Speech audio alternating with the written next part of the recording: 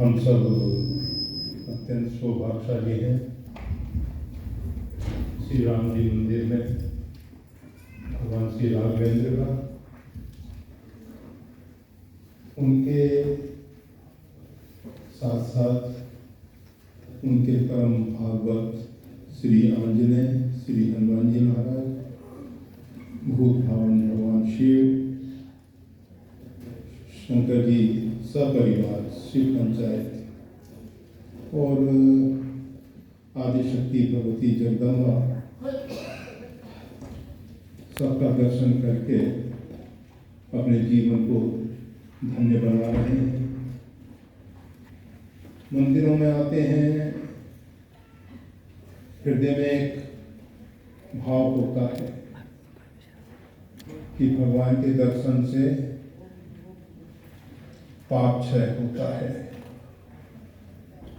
पाप के कारण ही जीव जो है दुखी है। करहि पाप पावहि भय शोक वियोग।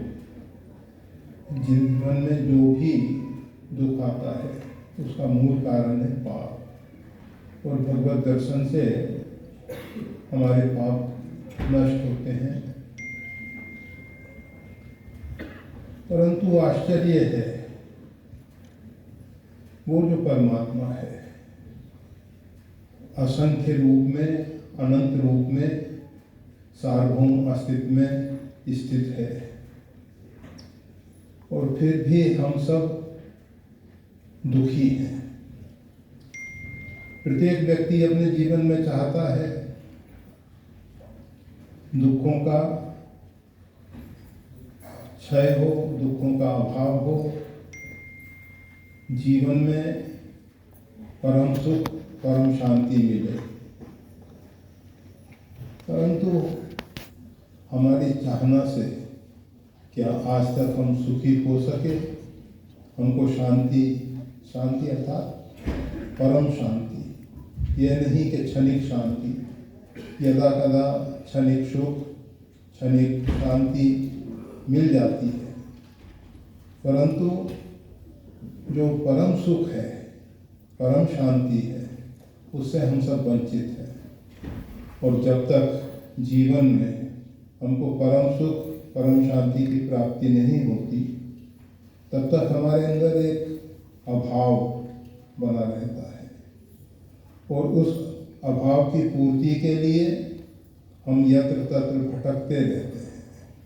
कोई उसको धन में खोज रहा है, कोई परिवार में खोज रहा है, कोई पद प्रतिष्ठा में खोज रहा है, परंतु सब कुछ प्राप्त हो जाने पर, ऊंचे से ऊंचे पदासीन हो जाने पर भी, अधिक से अधिक धनराशि की प्राप्ति कर लेने पर भी,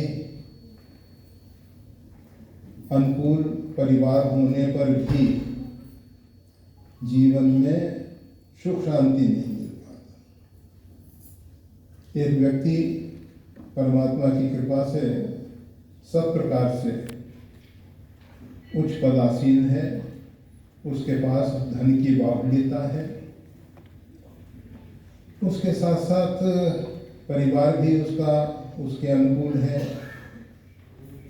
भोजन करने बैठा है, भोजन में जो उसको अत्यंत रुचिकर स्वादिष्ट पदार्थ हैं वो सामने रखे हुए हैं, और भोजन करते करते फोन आता है, और फोन से एक उसका जो आत्मीय संबंध है उसका निधन हो गया है। वो सब वस्तुएं, वो सब स्थितियाँ वैसी की वैसी रह जाती हैं। जो मुख में ले जाने वाला ग्रास था वो भी छूट जाता है। अगर पदार्थों में सुख होता तो जीव कभी से सुखी हो गया होता, परंतु देखा जाता है ना तो पद प्रतिष्ठा में सुख है, न धन के विषय में तो आप सब अच्छे ढंग से जानते हैं। धन की प्राप्ति में कष्ट होता है, धन के संरक्षण में कष्ट होता है, धन के नष्ट हो जाने पर कष्ट होता है।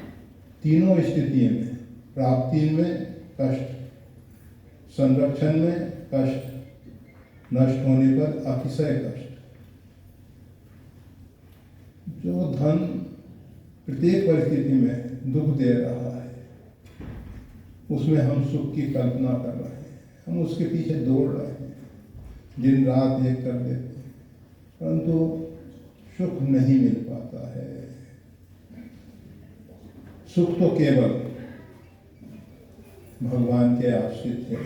और आप जानते हैं, अगर हमारा चित्त अशांत है, रशांतस्य कुतो सुखम, तो सुख कहाँ है? और जब तक हमारे अंतःकरण में शांति नहीं आएगी, और वो शांति का जो मूल स्रोत है, यहाँ जो ब्राह्मण समाज बैठा हुआ है, वो सब शांति पाठ करते हैं। ओम ध्यो शांति, अंतरिक्ष शांति, पृथ्वी शांति, रापः शांति। वो शांति का मूल स्रोत है अमृत दिवी लोक, त्रिपादशम मृतम दिवी। 3 पाद जो है परमात्मा का अमृत लोक है, और वहाँ वो शांति निवास करती है। वो अंतरिक्ष में आती है। उस शांति के द्वारा ही आप देखते हैं, सूर्य के अंदर जो हलचल होती है, उसका असर जलाशयों पे होता है, वनस्पतियों पे होता है, हम सबके मन और बुद्धि पे होता है। सूर्य अगर अपनी शांत अवस्था में, सौम्य अवस्था में स्थित रहता है, तो हमको शांति मिलती है।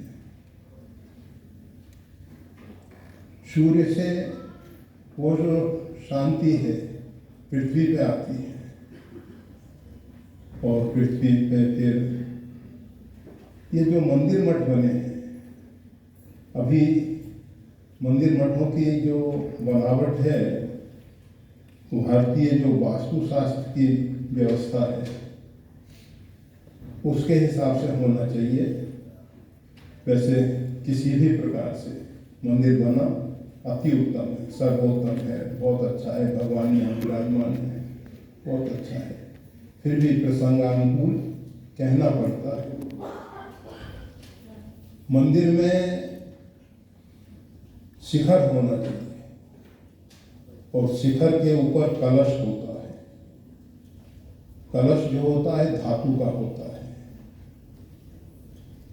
तो यह जो अंतरिक्ष में असंख्य पिंड, निहारिकाएं हैं, तारे हैं, ग्रह हैं, उपग्रह हैं, वो जो सतत गतिशील हैं, वहाँ से वो ऊर्जा उस कलश में आती है, और वो कलश से एक तार, तांबे का तार, सुचालक तांबे का तार, भगवान के ऊपर एक छत्र होता है। उस छत्र में वो ऊर्जा आती है, और वो ऊर्जा फिर भगवान के विग्रह में आती है। आप देखेंगे नित्य प्रति जो दर्शन करने वाले भाई बहन हैं, वो जानते हैं कि भगवान की छवि विग्रह में समय समय पे रूपांतरण होता रहता है, परिवर्तन होता है। कभी भगवान विशेष आह्लादित दिखाई देते हैं, कभी भगवान सौम्य स्वरूप में दिखाई देते हैं, कभी भगवान उदासीन दिखाई देते हैं, कभी चिंता मग्न दिखाई देते हैं। आप दर्शन करेंगे, ख्याल कर सकते हैं।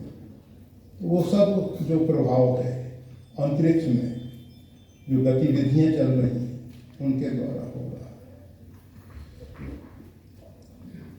हम सब मंदिर में आते हैं केवल दर्शन ही नहीं, वैसे तो हम दर्शन भी नहीं कर पाते हैं, हम में इतनी शक्ति नहीं है, सामर्थ्य नहीं है कि हम परमात्मा को देख पाए। अर्जुन को भगवान ने विराट स्वरूप दिखाया, परंतु अर्जुन उसको नहीं देख सका। भगवान को दिव्य चक्षु प्रदान करने पड़े, और जब भगवान ने दिव्य चक्षु प्रदान किए, उससे भगवान का स्वरूप का दर्शन हुआ। हमारे पास शिव नेत्र है परंतु बंद है। हमारे जो दिव्य चक्षु हैं बंद है, और जब तक गुरु के पास है वो ज्ञान चक्षु और शिव नेत्र नहीं खुलता है, तब तक भगवत साक्षात्कार नहीं होता है। शिव नेत्र का एक बहुत विशेष प्रभाव है। शिव नेत्र के द्वारा सर्वत्र परमात्मा का साक्षात्कार होता है, दर्शन होता है, और काम अर्थात कामनाएं, जिस अर्जुन को भगवान ने कहा जहि शत्रु महाबाहु काम रूपम दुराशत, अर्जुन तो इस कामना रूपी महान शत्रु को जीत। इस कामना के कारण ही ये जीव अपने जीवन को बर्बाद कर रहा है। कीट मनोरथ दारू शरीरा, आप देखेंगे पूरे भूमंडल पे, पूरी पृथ्वी पे जापान में लोगों की आयु सबसे अधिक पाई जाती है। उसके पीछे कारण क्या है? इतनी अधिक आयु 100 वर्ष से ऊपर हो जाने पर एक चांदी का प्याला कप उसको दिया जाता है। अभी 100 साल से अधिक उम्र वालों की संख्या इतनी बढ़ने लग गई कि उस कप को, चांदी के कप को हल्का बनाना पड़ा, कम चांदी लगे, क्योंकि संख्या बहुत बढ़ गई 100 साल से ऊपर। क्यों? और हम सब की आयु कम क्यों है? हम बहुत कम उम्र में शरीर छोड़ दे रहे हैं। उसके पीछे कारण क्या है? कीट मनोरथ दारू शरीर, ये जो इच्छाएं हैं, ये जो अपेक्षाएं हैं, जो कामनाएं हैं, इसके कारण हम अपने आप को बर्बाद कर रहे हैं। वैसे ज्ञान की सप्त भूमिकाओं में सर्वप्रथम शुभेच्छा, शुभ इच्छा। शुभ क्या है? परमात्मा का चिंतन ही परम सुख है, परम सुख है। और परमात्मा के अतिरिक्त जो संसार का चिंतन है वो अशुभ है। तो हम बता रहे थे कि हम मंदिरों में आते हैं, भगवान के दर्शन नहीं कर पाते हैं। कम से कम इतना तो हम कर सकते हैं कि हम भगवान से प्रार्थना करें, निवेदन करें कि प्रभु माम बल्लोकय पंकज लोचन कृपा विलोकन सोच विमोचन। हे प्रभु, आप कृपा करके अपनी जो अमीर दृष्टि है उससे हमको सराबोर कर दीजिए। हम आपकी अमीर दृष्टि से अपने स्वरूप को पहचान सकें। अभी संत महापुरुषों ने आप सबके बीच में मोक्ष की महिमा गाई। भगवान जब कृपा करके देखते हैं, भगवान की कृपा दृष्टि में मोक्ष छिपा हुआ है। केवल एक बार भगवान कृपा दृष्टि से हमको देखें, और अगर हमारी सच्ची प्रार्थना हो तो भगवान सुनते हैं, सबकी प्रार्थना सुनते हैं। सच्ची प्रार्थना शीघ्र सुनी जाती है, भगवान कृपा करते हैं। तो हमको इतना तो कर सकते हैं, मंदिर में आके कुछ समय हम बैठें, भगवान के श्री विग्रह का दर्शन करें, दर्शन के साथ साथ भगवान से प्रार्थना करें, निवेदन करें कि प्रभु माम बंद हो गए, आप हमारी ओर देखिए। हम नहीं देख पाते हैं आपके स्वरूप को, हमें वो योग्यता नहीं है, हमें वो क्षमता नहीं है, गुरु कृपा को हमने सही रूप में समझा नहीं है, भगवान की कृपा को हम सही स्वरूप में स्वीकार नहीं कर पा रहे हैं। भगवान जब प्रसन्न होते हैं, ददामि बुद्धि योगम तम, तो बुद्धि योग प्रदान करते हैं। भगवान ये नहीं कहते कि हम बहुत बड़े बंगले देंगे तुमको, हम तुमको धन संपत्ति दौलत देंगे, परिवार का सुख देंगे। नहीं, भगवान एक ऐसी दिव्य वस्तु देते हैं, बुद्धि देते हैं। ददामि बुद्धि योगम, बुद्धि योग प्रदान करते हैं। वो योग जिसके माध्यम से ये संपूर्ण जो अस्तित्व है वो एक हो जाता है। अभी हमको नानक की दृष्टि प्राप्त है। हम भिन्न भिन्न लोगों को देख रहे हैं, भिन्न भिन्न उसमें शरीरों को देख रहे हैं। कोई नारी शरीर है, कोई पुरुष शरीर है, कोई बच्चा है, कोई तरुण अवस्था को प्राप्त हुआ है, कोई वृद्ध अवस्था को प्राप्त हुआ है। हमको बहुत कुछ दिखाई दे रहा है, परंतु हमको परमात्मा नहीं दिखाई दे रहा, भगवान नहीं दिखाई दे रहा। जबकि वो परमात्मा विभु है, व्यापक है, सर्वत्र परिपूर्ण है। कहो तो कहाँ, जहाँ प्रभु नहीं। कोई ऐसा स्थान बताओ जहाँ परमात्मा ना हो। परमात्मा यत्र तत्र सर्वत्र परिपूर्ण है। इतना होने पर भी हम उनको नहीं देख पा रहे हैं। हमारा संबंध परमात्मा के साथ होना चाहिए। अभी श्री रामायण जी महाराज आपको कह रहे थे कि जीव का जो सहज संबंध है वो परमात्मा के साथ है। ब्रह्म जीव एक सहज संघाती। हमारे हृदय रूपी गुहा में परमात्मा और जीव दोनों एक साथ निवास करते हैं, परंतु ये जीवात्मा परमात्मा को नहीं देख पा रहा है। कारण क्या है? वो उपनिषदों में ऐसा उल्लेख मिलता है कि एक वृक्ष पे बहुत से पक्षी बैठे हुए हैं, वृक्ष में बहुत फल लगे हुए हैं। उन फलों को खाने में वो पक्षी तन्मय हो रहे हैं।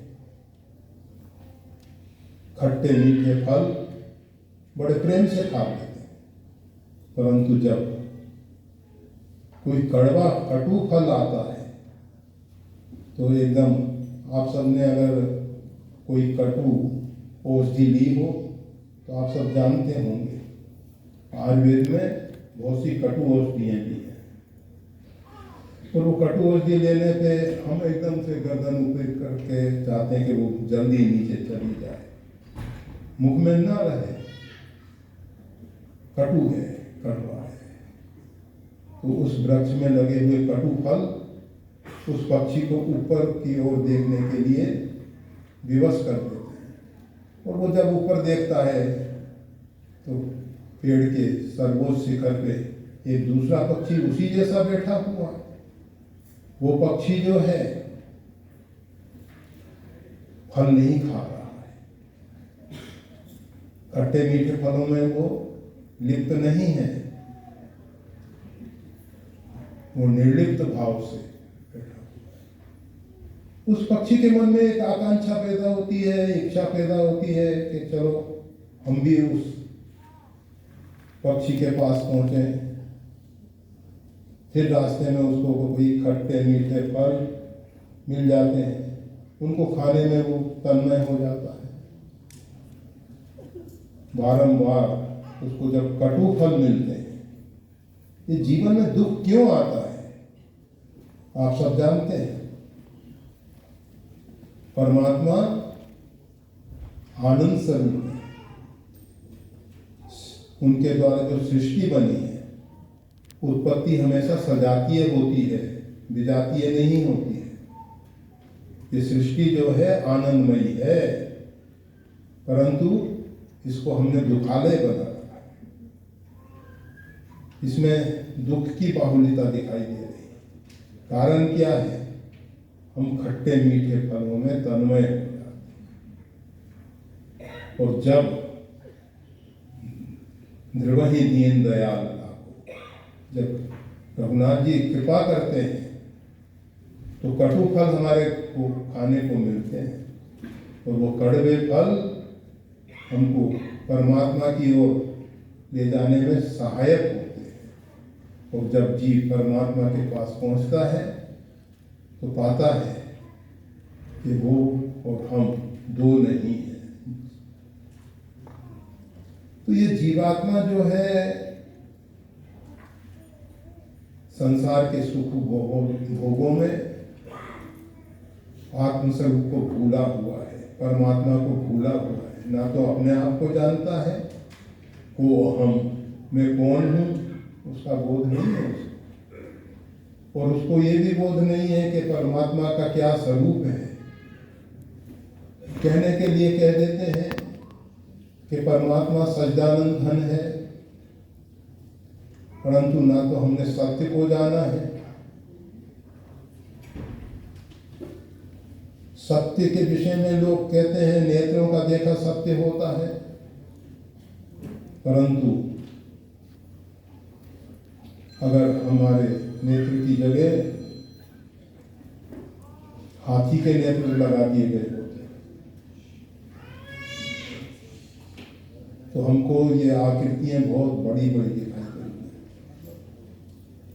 और अगर गीध के नेत्र हमारे लगा दिए गए होते तो आकृति बहुत छोटी और बहुत दूर की देख सकते थे। ये नेत्र के जो कांच है, ग्लास है, अंदर जो प्राकृत है, उसके ऊपर रूप निर्भर कर रहा है। ये शब्द जो है कान के पर्दे पर टकरा रहे हैं, तरंगें आ रही हैं, उससे हृदय में जो पहले से निर्धारित आयोजन है उसके द्वारा हम शब्द सुन लेते हैं। तो वास्तविक में ना तो कान का सुना, ना नेत्र का देखा, और त्वचा का स्पर्श किया हुआ कोई भी पंच ज्ञानेंद्रियों के द्वारा जो ज्ञान होता है वो ज्ञान अपने आप में सत्य नहीं है। इसीलिए वो जो परमात्मा है वो ज्ञानेंद्रियों का विषय नहीं है, कर्मेंद्रिय का विषय नहीं है। वो जो परमात्मा है, जब हम अपने आत्म स्वरूप में स्थित होते हैं तभी जाना जाता है। ठीक है, अभी हम बहुत ज्यादा समय नहीं, परंतु परमात्मा ने हम सबको मानव शरीर दिया है, और मानव शरीर की जो सबसे बड़ी विशेषता है आप सब जानते हैं, पशु पक्षी वनस्पतियां हजारों साल पहले, लाखों साल पहले जो जीवन जी रहे थे वही वर्तमान में जीवन जी रहे। पक्षियों के घोंसलों में कोई अंतर नहीं आया है, परंतु मानव का जीवन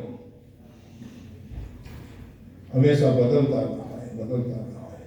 और आज हम सब इस स्थिति में बैठे हुए हैं, वार्ता कर रहे हैं, यंत्र लगे हुए हैं चारों तरफ, और यंत्रों के माध्यम से पूरे विश्व में ये ध्वनि जा रही है, चित्र जा रहा है। ये सब क्या है? इतनी उन्नति हमने की है।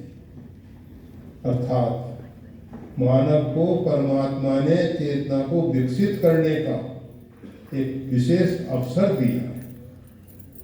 केवल एक मानव शरीर है जिसमें चेतना को विकसित किया जा सकता है। ये जो वनस्पति इत्यादि है उसमें चेतना का एक विकास है। जो स्वेदज जीव है, अर्थात वायरस जिसको कहते हैं, बैक्टीरिया इत्यादि, जर्म्स इत्यादि जो नेत्रों से नहीं देखे जा सकते, उनमें चेतना का 2 विकास है। अंडे के साथ जायमान होने वाले जीव जो है उसमें चेतना का 3 विकास है। सपिंड जायमान होने वाले जीवों में चेतना का 4 विकास है। और मानव परमात्मा ने चेतना के 5वें सोपान तक पहुंचा दिया है। इससे 8वें सोपान तक बढ़ने की क्षमता दे के भेजा है। केवल 5 तक ही सीमित नहीं रखा है इसको, 5 से आगे बढ़ने का अवसर दिया है।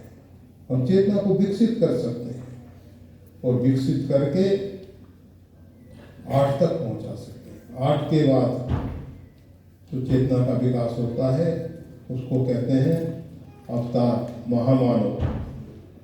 और उसके बाद 12 से ऊपर जो चेतना है वो पूर्ण ब्रह्म के अवतार कहे जाते हैं, परमात्मा के अवतार कहे जाते हैं, राम कृष्ण इत्यादि।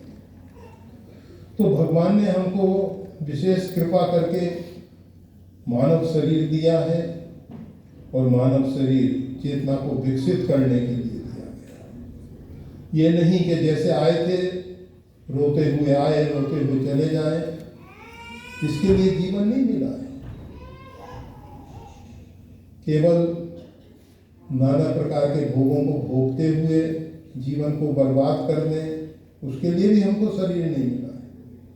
हमको चेतना को विकसित करना है, हमको 5 से ऊपर आगे बढ़ना है। अब कितना आगे बढ़ पाएंगे ये साधना के ऊपर निर्भर करेगा। हर एक व्यक्ति कुछ ना कुछ साधन कर सकता है। साधन धाम मोक्ष के द्वारा, इस शरीर जो है साधनों का धाम है। इसमें बाहर के साधनों की कोई अपेक्षा नहीं है कि बाहर के साधन होंगे तब हम साधना में प्रवृत्त हो सकते। साधना के लिए शरीर पर्याप्त है। शरीर को निरोग रखना परम आवश्यक। शरीरम खलु धर्म साधन। धर्म साधन के लिए शरीर का आरोग्य होना बहुत आवश्यक है। और वो होगा जब हम हितकारी भोजन लेंगे, मित मतलब अल्प भोजन लेंगे जितना शरीर के लिए आवश्यक है, युक्त आहार लेंगे। और उसमें ऋत, जो ऋत शब्द है सत्य जैसा ही है, परंतु वेदों में आता है सत्यम वदिष्यामि, ऋतम वदिष्यामि। तो जो हम ऋत भोजन लेंगे अर्थात जो सही ढंग से अर्थोपार्जन करके पदार्थ लिए जाते हैं, उनके द्वारा निर्मित सही ढंग से जो भोजन बनाया जाता है और उसके बाद भगवान को निवेदित करके जो प्रसाद पाया जाता है, वो आहार जो है हमारे लिए कल्याणकारी है। और वही आहार हमको निरोग रखता है। अगर शरीर रुग्ण है तो हम साधन नहीं कर सकते। इसलिए शरीर की आरोग्य बहुत आवश्यक है। उसके लिए हमको ख्याल रखना चाहिए। आहार शुद्धि, आहार हमारा बहुत शुद्ध और सात्विक होना चाहिए। आयु सत्वर आरोग्य सुख प्रीति विवर्धना रस्या स्निग्धा रिधा, ये जो आहार है इस प्रकार का आहार। तो हम बहुत ज़्यादा समय नहीं दे पाएंगे, एक सीमा तक ही बैठते हैं। तो बस इतना ही कहेंगे, भगवान ने हमको कृपा करके मानव जीवन दिया है, ये निरर्थक ना चला जाए। क्षण प्रति क्षण आयु कम होती चली जा रही है। संसार में कोई घटना घटे या न घटे, मृत्यु अवश्य भावी है। जातश्री ध्रुवो मृत्यु, जिसका जन्म हुआ है उसकी मृत्यु अवश्य होगी।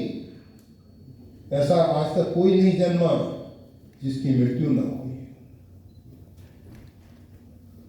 शरीर तो सबको यहाँ छोड़ना ही पड़ता है। आत्मा अमर है, उसका ना जन्म है ना मृत्यु है।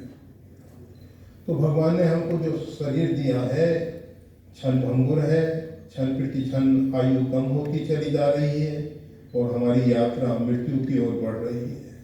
भले ही हम कहते रहे अमृतो भव अमृतम गमय तमसो मां ज्योतिर्गमय मृत्योर्मा अमृतम गमय, परंतु यात्रा तो हमारी मृत्यु की ओर है। शरीर की यात्रा जो है मृत्यु की ओर हम बढ़ रहे हैं।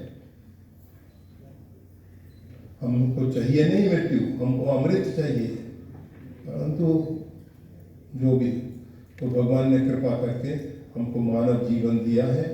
अपनी चेतना को विकसित करके मंदिर मठों का सहारा देके साधु संतों का मार्गदर्शन पाकर हम अपने जीवन को सही अर्थों में मानवोचित जीवन जीते हुए पूरा करें। जय श्री राम।